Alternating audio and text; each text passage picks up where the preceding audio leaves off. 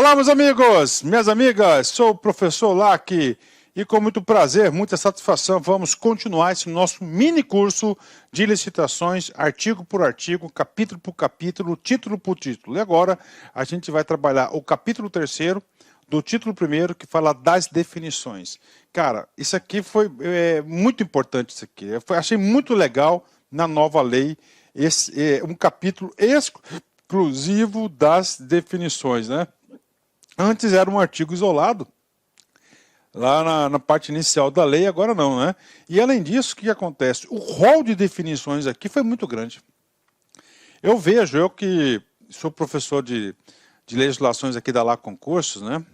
Quando a gente pega um texto como esse, a gente observa o seguinte, cara, o legislador, o legislador aqui, o que ele teve? Ele teve a preocupação, tá? O legislador aqui teve a preocupação de quê? De detalhar o máximo possível das definições. Isso ajuda muito, né? Com certeza, esse capítulo aqui, 3º, a gente vai ter uma boa visão, né? Vamos lá, continuando, né? Então vamos lá direto, primeiramente, né? Vamos lá, artigo 6º, né? Para fins desta lei, consideram-se, primeira definição, órgão. Claro, né?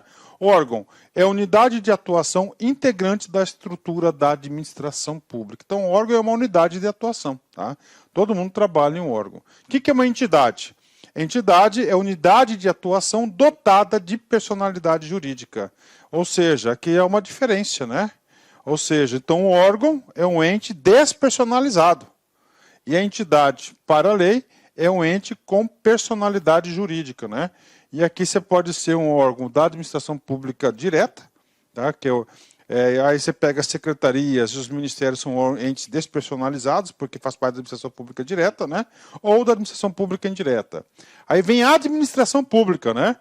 A administração pública, administração direta e indireta da União, dos Estados, DF, dos municípios.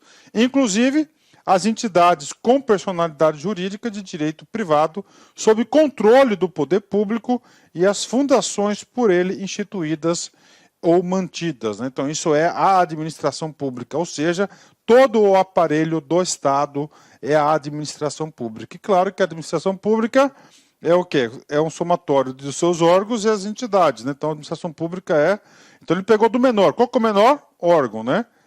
Ele parte integrante da administração pública, né? Entidade. Aí as entidades, né, de atuação dotada de personalidade jurídica, de uma organização, né? Por exemplo, direta, ela não é dotada, né? Somente o poder de Estado. Indireta, dotada de personalidade jurídica, né? Ok, né? A administração aqui, o que é isso? Aqui é a gestão, né? Órgão, entidade por meio da qual a administração pública atua. Atua, né? Órgão ou entidade por meio da administração pública atua. Então, a administração pública é formada por diversos órgãos, ela é formada por diversas entidades e cada uma delas tem um produto que ela vai atuar, ela vai realizar a gestão desse produto. Essa é a administração, né? Vamos lá, agente público, né? Trouxe uma conceituação de agente público. Inclusive, a nossa próxima aula, a gente vai falar bastante, somente de agente público, né? Olha a preocupação que teve o legislador de criar um capítulo sobre os agentes públicos, né? Qual que é a ideia aqui? A ideia aqui é uma só, né? É dar mais segurança jurídica, definir melhor os papéis e efetuar o famoso princípio da segregação das funções, né? Então, vamos lá, servidor público. Servidor público aqui, agente público aqui é uma visão ampliada, ou seja, é todo aquele que contribui com a administração de alguma forma ou outra, né? Então, o indivíduo o quê? Em virtude de eleição, aí mandatos, né? Eleição, nomeação para cargos, né? Designação para funções, contratação ou qualquer outra forma de investidura ou vínculo, exerce mandato, cargo, emprego ou função em pessoa jurídica, integrante da administração pública, né? Então é qualquer pessoa que venha laborar na administração pública. Observe que ele deu um rol grande, né? Porque o cara pode falar assim, o cara é contratado, mas para o fim da licitação, você é considerado um agente público, né? O cara tem o quê? Ele exerce lá um cargo, né? Um mandato, cara, para a administração pública, para a lei de licitações, ele é considerado agente público. Professor, qual que é a importância dessa definição? A importância dessa definição, se ocorrer algum BO e tiver alguma demanda judicial, o que vai acontecer nessa demanda judicial, né? O que vai acontecer? A administração pública poderá acioná-lo, tá? Então isso aí deixou claro a sua questão de responsabilização, né? Autoridade. Agente público dotado de poder de decisão. Então autoridade, todo aquele que tem o quê? Poder de decisão, né? O que é contratante? Pessoa jurídica integrante da administração pública, aquele guarda-chuva, responsável pela contratação. Ah, professor, eu assinei um contrato com a Secretaria de Cultura. Então a Secretaria de Cultura vai ser o quê? A contratante. E você? Você vai ser o contratado, né? Ótimo, né? Contratado, aí. Pessoa física ou jurídica ou consórcio de pessoas jurídicas signatárias de contrato com a administração pública, né? O título 3º da lei, que nós iremos estudar na sequência aqui, trata exclusivamente de quê? Trata dos contratos administrativos, né? Dos contratos administrativos, né? Professor, então contratado pode ser 3 hipóteses, tem que saber, ó, pessoa física, pessoa jurídica ou entidade consorciada, tá? O que é o consórcio? Tem uma licitação de grande vulto, por exemplo, né? Gigante, né? Que a gente vai falar sobre isso, inclusive, nessa aula, tá? E aí, uma empresa só não aguenta, não tem condições, né, de participar, não tem cacife para isso. Então, ela faz o quê? Faz um consórcio de empresas amigas e parceiras para participar. É uma das hipóteses, inclusive, nós temos uma lei específica de consórcio, na qual o professor Lac gravou já essa aula, né? Licitante. O que é o licitante? Aquele que participa da licitação. Pessoa física ou jurídica ou consórcio, claro, as 3 pessoas que podem ser contratadas são as 3 pessoas que podem participar, né? Que participa ou manifesta a intenção de participar do processo licitatório, né? Olha que coisa interessante, né? Não somente participa, mas ele considera também licitante aquele que manifesta a intenção de participar do processo licitatório. Eu tenho certeza que em algum momento da sua vida de concurseiro, a banca vai cobrar isso, né? Por quê? Porque o entendimento normal, licitante, é somente aquele que participa. Opa, parou. Mas para o entendimento da lei é outra coisa. Para o entendimento da lei, para você ser considerado um licitante, basta que você manifeste a intenção de participar do processo licitatório. Sendo-lhe equiparável, então ele vai ser o quê? Equiparável ao licitante, para fins desta lei. O que mais? O fornecedor ou prestador de serviço que, em atendimento à solicitação da administração, oferece proposta, né? Então ele também é considerado aí licitante, né? Como assim, professor, que oferece, né? Atendendo a solicitação. A administração pública tem um cadastro de fornecedores, né?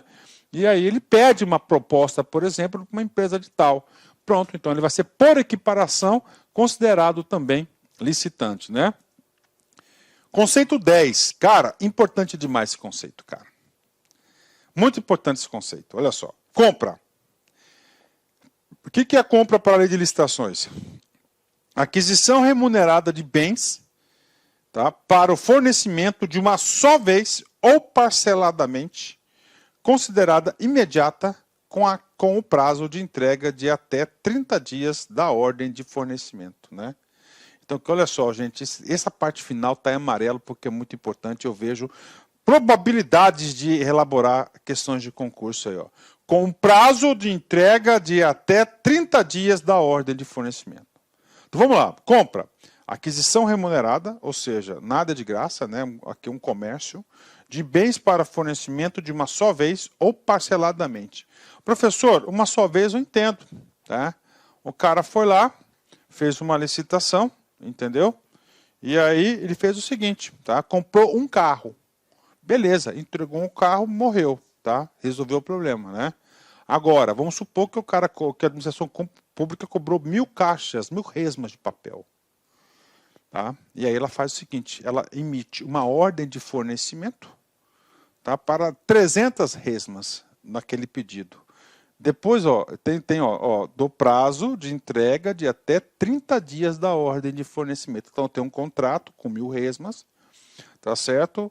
solta uma ordem, pode ser de 1.000? Sim, se for de 1.000, ela entregou de uma só vez. Agora ela pode ser de forma parceladamente, no caso que eu disse, não, eu vou precisar de 300 resmas para os próximos 40 dias. O cara vai lá e entrega as 300 resmas, aí está acabando as resmas, aí o que acontece? Vai lá e faz mais um pedido de 200, 300, de acordo com a necessidade do órgão ou entidade da administração pública, né? Mas esses 30 dias é importante, né? Se tem definição de obra, tem definição de serviço, tá? Então ele vai definindo todo mundo. O que é o serviço? Atividade ou conjunto de atividades destinadas a obter determinada utilidade intelectual ou material de interesse da administração. Então esse é o serviço, atividade ou conjunto de atividades destinadas a obter determinada utilidade. Olha aí. Determinada utilidade. Por exemplo, lá, um reparo na energia elétrica, é um serviço. Beleza? Ó, intelectual, consultoria, né? Ou material, né? Que é uma coisa bem específica. Então, isso aqui é o serviço. Se você tem compra, você tem serviço, você vai ter outra classificação importante. O que é isso? Obra. Então, o que é obra? É toda atividade estabelecida por força de lei como privativa das profissões de arquiteto ou engenheiro. Que implica, ó, ou engenheiro, né? Todas as engenharias, não limitou em apenas engenharia civil, né? Que implica intervenção no meio ambiente por meio de um conjunto harmônico de ações que, agregadas, formam um todo que inova o espaço físico, que inova. Então, ó, conjunto harmônico de ações agregadas que formam um todo que inova o espaço físico da natureza ou acarreta alteração substancial das características originais de um bem imóvel. Então, obra só tem em bens imóveis, né? Reforma de uma escola, reforma de uma creche, reforma de um hospital, de um posto de saúde, isso é o quê? Uma obra. Então, esse aqui é o conceito de obra, cara, tem que saber, né? Olha só, e agora, professor? Agora a gente vai entrar num rol, tá? De 6 classificações. Tá? A gente vai ler uma a uma, né? Então, olha como é importante. Como é que o examinador pode cobrar? Então é o seguinte, você tem aqui, por exemplo, aqui, ó, o item 13, bens e serviços comuns. Professor, o que é o bens e serviços comuns? Vou fazer a leitura para você. Aqueles cujos padrões de desempenho e qualidade podem ser objetivamente definidos por edital por meio de especificações usuais no mercado. Está aí. Tá? Então são o quê? São todos os bens e serviços usuais do mercado. São as aquisições usuais. Isso aqui é um bens e serviços comuns, né? Aí você tem especial. O que acontece, né? Você tem que saber cada um desses, ó, contíguos, contínuos, né? Serviços contínuos com regime de dedicação exclusiva de mão de obra. O que é esse item 6 aqui, 16 aqui? Faz uma administração pública, né? Faz um contrato com uma empresa, onde a empresa fornece, por exemplo, digitação, por exemplo, né? Estou chutando aqui ó, os objetos, né? Onde ele tá? Onde o contratado fornece 10 digitadores, por exemplo, incluindo um cara de rede, tudo lá. E esses caras, eles trabalham exclusivamente para a administração pública nesse contrato. Por isso que falo de dedicação exclusiva. Tá? Aí você tem contínuos, serviços não contínuos, né? Ou contratação por escopo, né? Que por escopo? Por demanda, por período certo. Tá? Você vai dar 15 dias, 10 dias, né? Esse tem outro tipo de serviço, serviços técnicos especializados de natureza predominantemente intelectual. Esse 18 aqui, ó, ele vai subsidiar a inexigibilidade de contratação de serviços especializados, consultorias, cobrança, de escritório de advocacia e assim por diante. Então, como é que você pode cair na prova? Cara, você tem que saber o conceito, porque ele pode pegar o conceito de serviços e fornecimentos contínuos e falar que são bens e serviços especiais. Se você não tiver nenhuma noção, você pode cair rapidamente na pegadinha do examinador. Então, tem que ler com atenção. Vamos lá, um a um. Tá? Bens e serviços comuns. Né? Aqueles cujos padrões, que o nome já diz, né? Ó, já vou pôr os 3 aqui, né? Aqui faltou, o especial faltou dar um print aqui, ó. Vamos lá, ó. Bens e serviços comuns. Aqueles cujos padrões de desempenho e qualidade podem ser objetivamente definidos pelo edital, por meio de especificações usuais de mercado, ou seja, a maioria. coisa que é comum, né? Especiais, deve ter algo especial. Aqueles que, por sua alta heterogeneidade ou complexidade, não podem ser descritos conforme o inciso 13, o de cima, ou seja, usuais, né? Deste artigo, exigida justificativa prévia do contratante, né? Então, a administração pública, quando ele classificar como uma licitação de bens e serviços especiais, que a autoridade competente deverá justificar esse tipo de licitação. Próximo, né? Serviços e fornecimento de contínuos, né? Contínuos, né? Então não vai parar, né? Sempre vai ter esse tipo de contrato, uma empresa ou outra, segurança, vigilância, limpeza, atendimento, digitação, né? São serviços contratados e compras realizadas pela administração pública para a manutenção de atividade administrativa decorrentes de necessidades permanentes ou prolongadas, né? Então, tudo aquilo que é necessidade permanente e prolongada, ele é chamado de serviços contínuos, né? O outro é bens e serviços, né, comuns, né? E agora? Agora é uma outra classificação, tá? O que acontece aqui? Ele é um serviço contínuo, tá? Só que agora, com regime de dedicação exclusiva de mão de obra, tá? Aí aqui já é um setor um pouco mais específico, né? Por exemplo, assim, você pega um setor de TI, onde está fornecendo lá programadores, né? Programadores, analistas de sistema. O contrato da empresa diz que eu tenho que fornecer 10 programadores. Eu mando os 10 para lá. 10. Só que essa dedicação exclusiva significa dizer que esses digitadores, esses caras da TI, só podem trabalhar nesse contrato. A empresa que forneceu não pode deslocar esse cara, porque é dedicação exclusiva. Qual que é a intenção do legislador aqui? Cara, é uma garantia, uma segurança. Por quê? Porque se vai entrar outro cara lá, outro programador, cara, tudo complica. Tudo complica, né? Vamos lá, quem são? Os empregados do contrato fiquem à disposição nas dependências do contratante para a prestação do serviço. Tá? Então, fica lá, os empregados do contratado que ficam à disposição nas dependências do contratante e para a prestação do serviço. Né? Vamos lá. B. O contratado não compartilhe os recursos humanos materiais disponíveis de uma contratação para execução simultânea de outros contratos. Né? Ou seja, o cara vai trabalhar só no órgão contratado. Ele não pode ser deslocado para um outro contrato que a empresa tenha. Por isso que chama-se dedicação exclusiva, né? O contratado possibilite a fiscalização pelo contratante quanto à distribuição, controle e a supervisão dos recursos, né, humanos alocados nos seus contratos. Né? Setor de fiscalização. Né? E agora? Agora é outro. Olha aí. Agora são serviços contínuos ou contratos serviços não contínuos.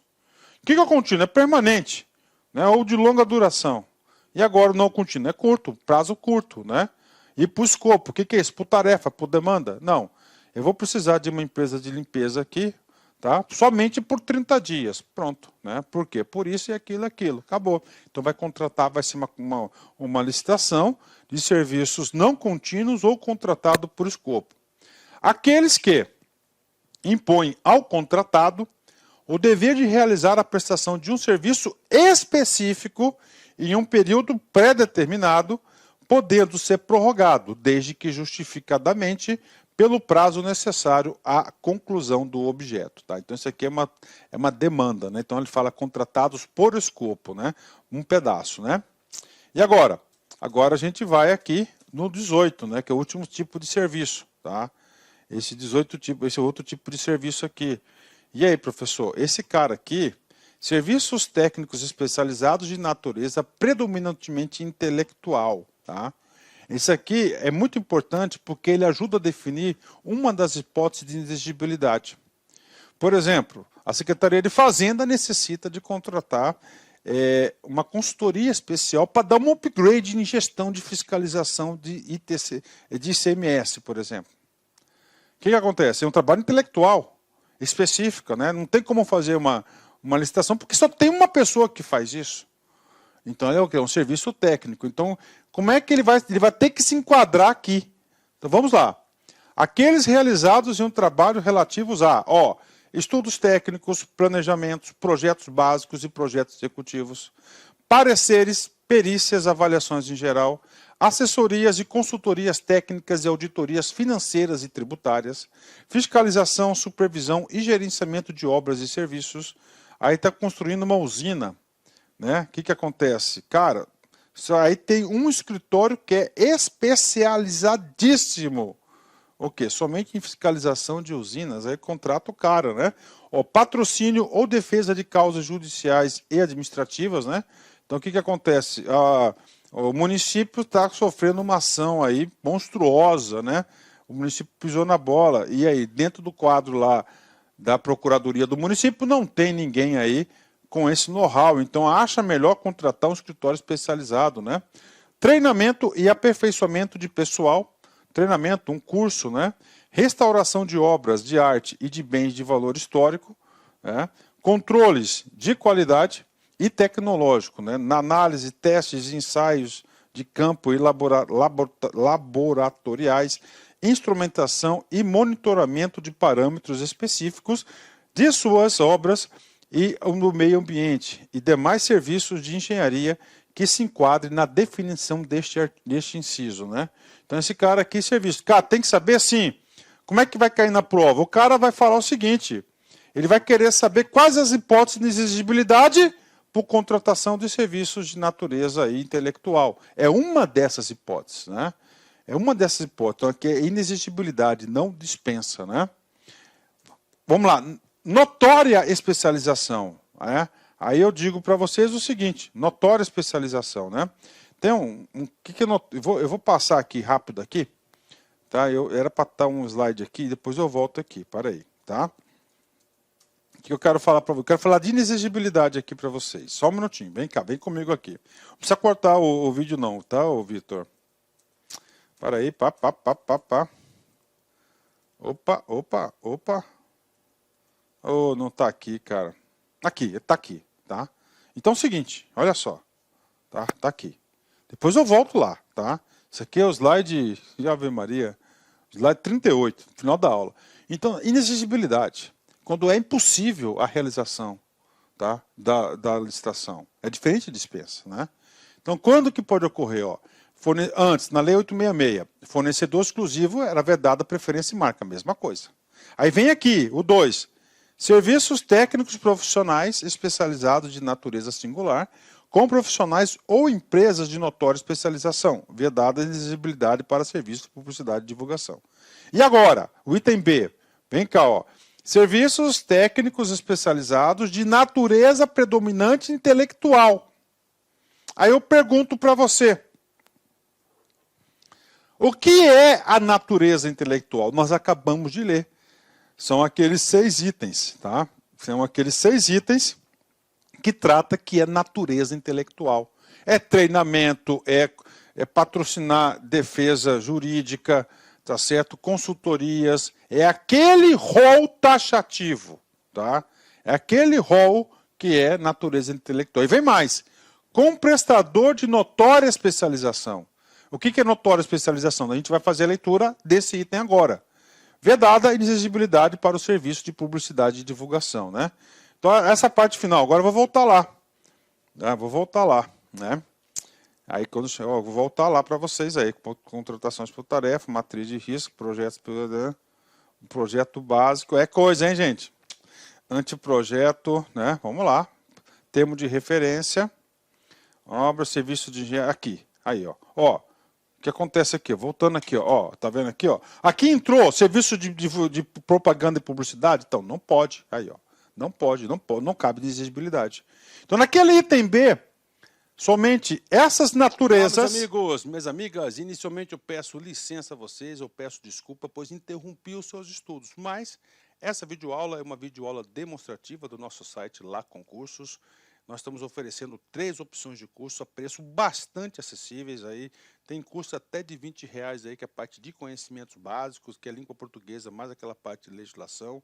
Temos 2 cursos específicos, assistente de administração completaço e um super curso básico de técnico de contabilidade. Qualquer um desses cursos eu garanto para você, se você estudar pela nossa metodologia, estudar, assistir as nossas videoaulas, garanto para você que ali tem todo o conhecimento necessário e suficiente para você ser aprovado. Só depende de você.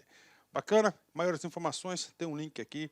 Clica lá, conversa com o nosso pessoal do atendimento, que eu tenho certeza que você não vai se arrepender. Espero vocês. Forte abraço. Tchau, tchau.